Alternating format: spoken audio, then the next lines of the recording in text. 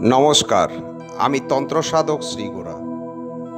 2025-এর শেষে কোন রাশির মুখে হাসি ফুটবে? আজকের বিষয়বস্তু এটাই।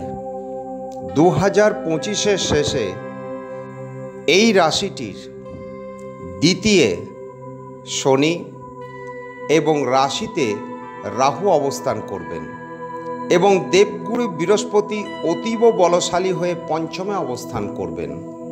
শুক্রের অবস্থান, মঙ্গলের অবস্থান সর্বদিক থেকে এই রাশিকে বিপুল সফলতা, সৌভাগ্য, অর্থ এবং শত্রু বিজয়ের ক্ষেত্রে পূর্ণতাভাবে সাহায্য করবেন।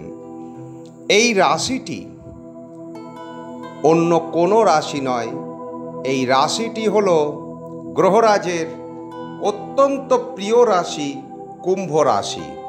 তাই কুম্ভ রাশির জাতক জাতিকারা সবাই ভগবান শনিদেবের কৃপায়, দেবগুরু বৃহস্পতির কৃপায় এই বছরের শেষে জয়লাভ করবেনই।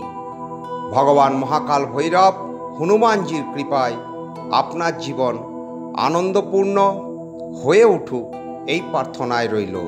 2026-এ আপনি নূতন জীবন শুরু করবেন। ধন্যবাদ। সবাই ভালো থাকুন, সুস্থ থাকুন।